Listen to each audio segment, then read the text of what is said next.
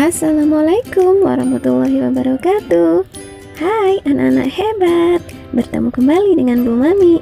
Kali ini kita akan melanjutkan materi tema 2, subtema 3, pembelajaran kelima. Ayo, semangat belajar.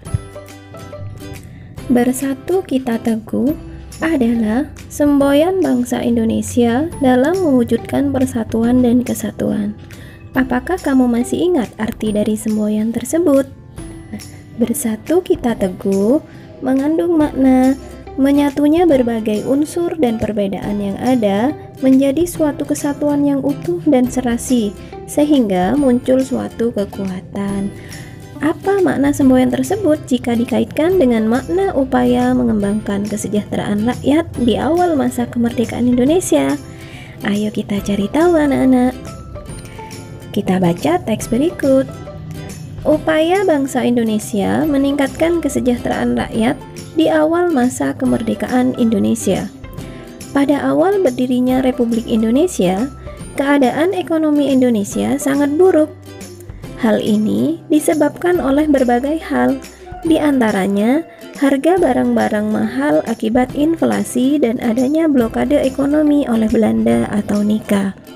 Berbagai upaya dilakukan oleh pemerintah beserta rakyat untuk meningkatkan kesejahteraan, di antaranya pada awal kemerdekaan, pemerintah dan rakyat Indonesia belum sempat melakukan perbaikan ekonomi secara baik.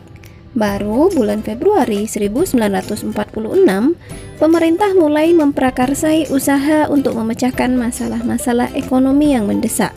Upaya-upaya tersebut meliputi pinjaman nasional. Program pinjaman nasional ini dilaksanakan oleh Menteri Keuangan Insinyur Surahman. Pinjaman nasional akan dibayar kembali selama jangka waktu 40 tahun. Konferensi ekonomi. Konferensi ini dihadiri oleh para cendekiawan, para gubernur, dan para pejabat lainnya yang bertanggung jawab langsung mengenai masalah ekonomi di Jawa. Konferensi ini dipimpin oleh Menteri Kemakmuran, Insinyur Darmawan Mangunkusumo. Tujuan konferensi ini untuk memperoleh kesepakatan yang bulat dalam menanggulangi masalah-masalah ekonomi yang mendesak, seperti masalah produksi dan distribusi makanan, sandang, serta status dan administrasi perkebunan.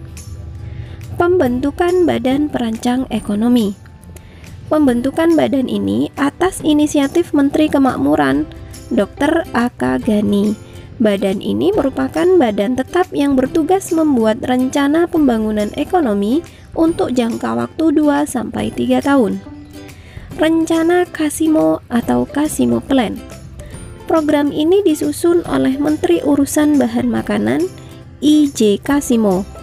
Program ini berupa rencana produksi 3 tahun, 1948 sampai 1950, mengenai usaha swasembada pangan dengan beberapa petunjuk pelaksanaan yang praktis. Untuk meningkatkan produksi bahan pangan dalam program ini, Kasimo menyarankan agar menanami tanah-tanah kosong di Sumatera Timur seluas 281.277 hektar. Di Jawa dilakukan intensifikasi dengan menanam bibit unggul. Pencegahan penyembelihan hewan-hewan yang berperan penting bagi produksi pangan. Di setiap desa dibentuk kebun-kebun bibit. Selanjutnya, transmigrasi. Persatuan Tenaga Ekonomi. Organisasi yang dipimpin B.R. Motik ini bertujuan untuk menggiatkan kembali partisipasi pengusaha swasta. Dengan dibentuknya PTE juga diharapkan dapat dan melenyapkan individualisasi di kalangan organisasi pedagang, sehingga dapat memperkokoh ketahanan ekonomi bangsa Indonesia. Nah, anak-anak, berdasarkan teks upaya-upaya meningkatkan kesejahteraan rakyat di awal masa kemerdekaan, kita akan membuat kesimpulan. Nah, kesimpulannya kita tulis pada bagan halaman 132. Apa saja ya kesimpulan dari teks tadi? Nah, Masih ingat cara mencari kesimpulan? Kita baca secara seksama dulu, kemudian kita cari informasi pentingnya. Nah, setelah kita baca, kita temukan informasi pentingnya. Nah, berikut adalah kesimpulan dari teks yang kita baca barusan. Nah, yang pertama adalah mengadakan program pinjaman nasional. Yang kedua, mengadakan konferensi ekonomi. Yang ketiga, membentuk rasio badan perancang ekonomi. Yang keempat, membuat rencana Kasimo atau Kasimo Plan. Yang kelima, membuat organisasi persatuan tenaga ekonomi. Nah, anak-anak, itu merupakan kesimpulan dari teks upaya-upaya meningkatkan kesejahteraan rakyat di awal masa kemerdekaan. Nah, anak-anak, masih ingatkah kalian gerakan tari indang? Nah, kali ini kita ingat-ingat lagi ya. Seperti apa gerakannya, biar kalian semakin paham. Nah, ini gerakan tari indang pada pembelajaran sebelumnya. Masih ingat kan? Ini gerakan pertama, gerakan kedua, gerakan ketiga, gerakan keempat mengulang gerakan kedua, gerakan kelima mengulang gerakan ketiga, gerakan keenam, gerakan ketujuh,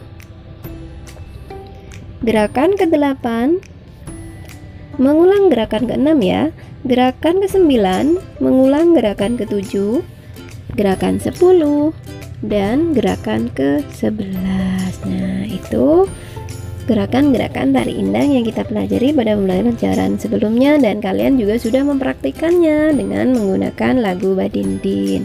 Nah, anak-anak, pembelajaran hari ini sampai di sini. Tema 2, subtema 3, pembelajaran ke-5.